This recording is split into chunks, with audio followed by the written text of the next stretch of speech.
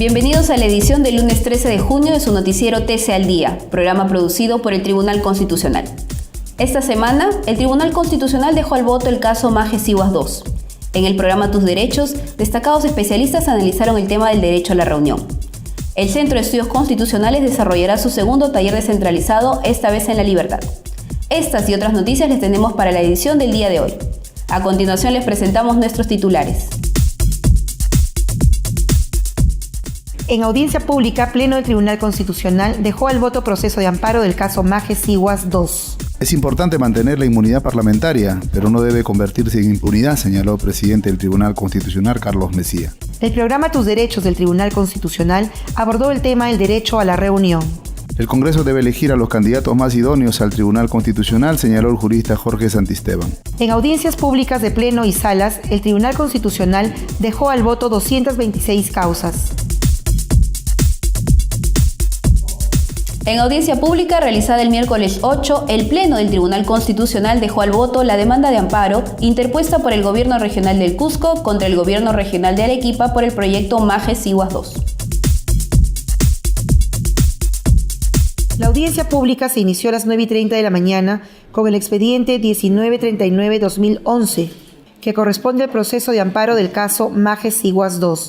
El Pleno del Tribunal Constitucional escuchó primero la intervención oral de la parte demandante, en este caso el Gobierno Regional del Cusco, representada por Herner Strauss Rodo Ríos. Por la parte demandada, expusieron en representación del Gobierno Regional de Arequipa, Jorge Luis Cáceres Arce, Walter Andrés Paz Valderrama, José Fernando Bustamante Segarra y Víctor García Toma. El presidente del Tribunal Constitucional, Carlos Messía, señaló que es importante mantener la inmunidad parlamentaria, pero que de ninguna manera puede convertirse en impunidad. Fue durante un foro organizado por la Subcomisión de Acusaciones Constitucionales del Congreso. Veamos las imágenes. Pero como estamos hablando de la inmunidad parlamentaria, la inmunidad parlamentaria es frente a la posibilidad, ¿no es cierto?, de que el congresista haya cometido delitos en el ejercicio de su función. Ese es justamente el motivo por el cual estamos aquí reunidos, ¿no? El tema es complejo y de lo que se trata es básicamente que la inmunidad parlamentaria, aun cuando debe existir,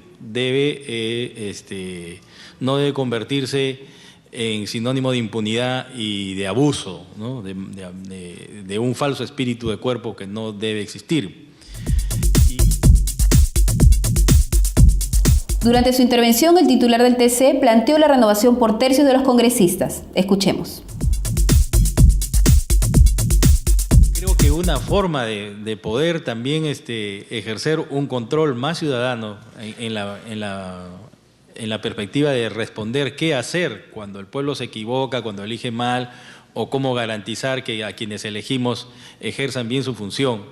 Y en el marco de lo que puede ser el Parlamento, creo que una de las alternativas puede ser la revocatoria, pero la revocatoria se puede convertir también en persecución. Más bien, más saludable me parece y mucho más democrático podría ser la renovación por tercios. La renovación por tercios del Congreso cada 2 años y medio, o sea, a la mitad del periodo parlamentario. Eso permitiría, por ejemplo, que el electorado, viendo la actuación de los congresistas, decida a mitad del periodo cuál es el tercio de parlamentarios que se va y un tercio que vendría a renovar. Esa podría ser una fórmula de control político contra aquellos parlamentarios que no han ejercido bien su función, digamos, ¿no? Yo considero que la inmunidad parlamentaria y la inmunidad de la que gozan el presidente de la República, los ministros y otros funcionarios debe continuar. Lo único que hay que ver es qué reformas se pueden hacer en el Parlamento para impedir que la inmunidad parlamentaria se convierta en impunidad. Y esa es una labor que le corresponde al Parlamento. Pero la institución me parece que debe continuar.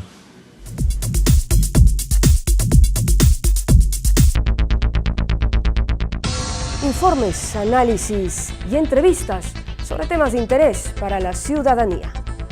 Un programa creado para defender tus derechos. Los sábados a las 11 de la mañana, Tus Derechos por TV Perú. Mucho más que ver.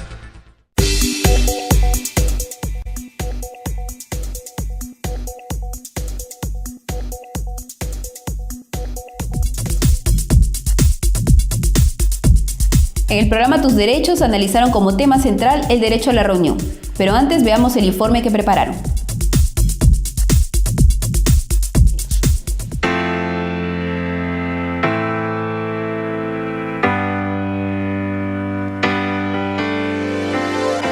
Los conflictos sociales son un pendiente en el Estado que normalmente sobrepasan a una sola gestión de gobierno y se transfieren junto con los logros alcanzados, aunque no tan resaltados. De momento, según el último reporte de la Defensoría del Pueblo, existen 233 conflictos sociales en el país, de los cuales 159 se encuentran activos y 74 en estado latente. Solo en el mes de abril, fecha del último reporte documentado, la mayor cantidad de conflictos se ubican en el departamento de Ancash con 26 casos, seguido de Puno y Lima con 21 casos cada uno. Aunque los motivos que generen las protestas sean válidos, son estas últimas, las protestas, las que al degenerar en violencia terminan por viciar las razones de la manifestación y el derecho fundamental de reunión contemplado en la Constitución Política del Perú. Toda persona tiene derecho a reunirse pacíficamente sin armas. Las reuniones en lugares privados o abiertos al público no requieren aviso previo. Las que se convoquen en plazas o vías públicas exigen anuncio anticipado a la autoridad, la que puede prohibirlas solamente por motivos probados de seguridad o sanidad públicas. De seguir el camino constitucional, para todo efecto, la mitad o tal vez más de las manifestaciones generadas por conflictos sociales estarían prohibidas de antemano por las autoridades. En tanto es casi una escalada conocida, que del plantón se pase a la marcha y de la marcha a la batalla campal, que del paro se pase al paro indefinido con toma de local y que del bloqueo de vías se pase a las acciones violentas. Y si bien el pueblo tiene derecho a alzar su voz de protesta, no puede con ella apagar otra para siempre.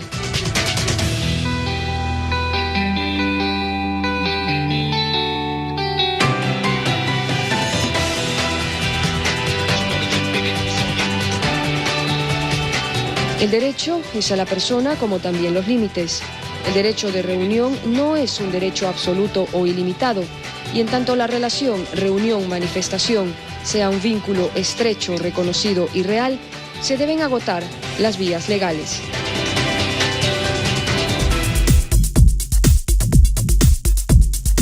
El doctor Giancarlo Huaroc, representante de la Defensoría del Pueblo, habló sobre los conflictos sociales en el Perú.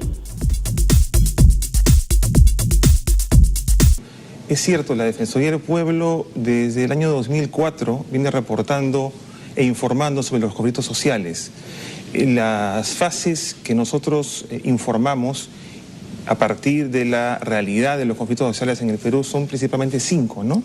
La fase temprana, donde se observa la aparición o las primeras señales de un conflicto social.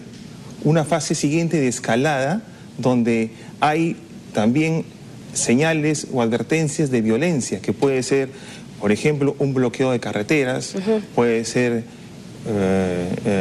un rompimiento de propiedad pública, que ya en este caso, en este ejemplo que menciono, ya sería una fase de crisis porque es una violencia explícita, que puede incorporar también la afectación a la integridad física de las personas. Entonces ahí hablamos de fase de crisis.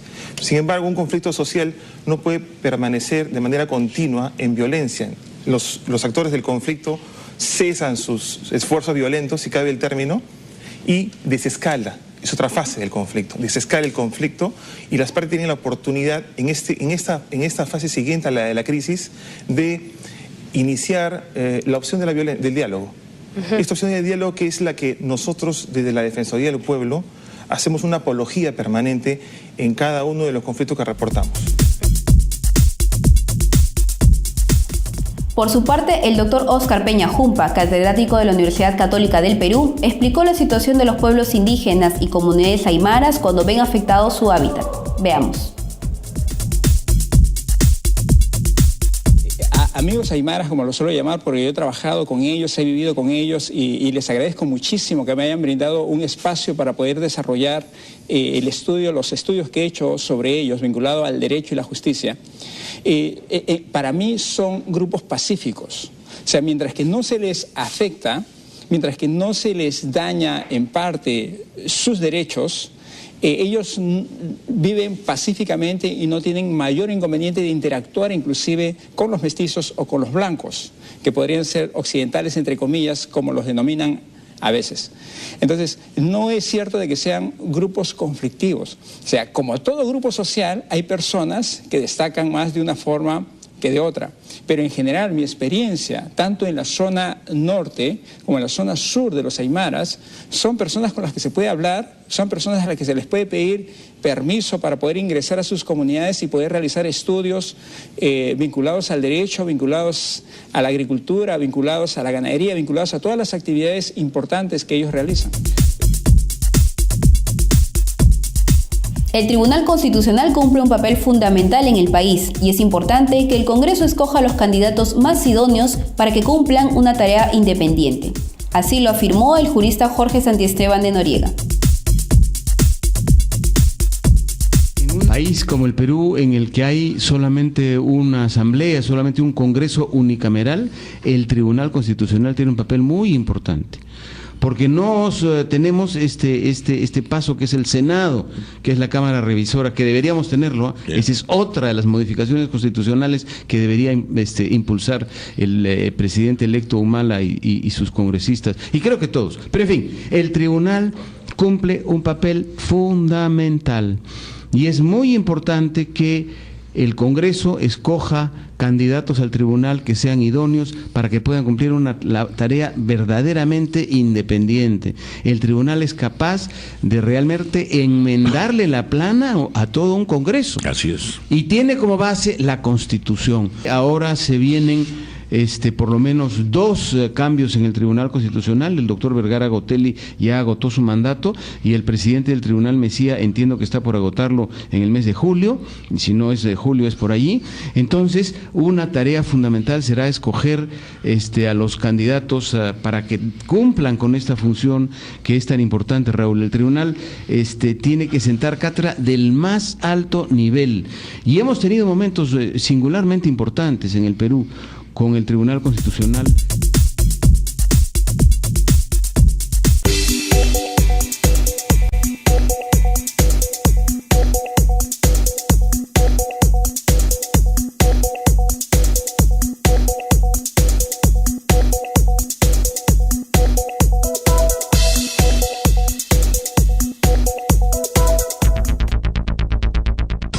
Informes, análisis y entrevistas sobre temas de interés para la ciudadanía.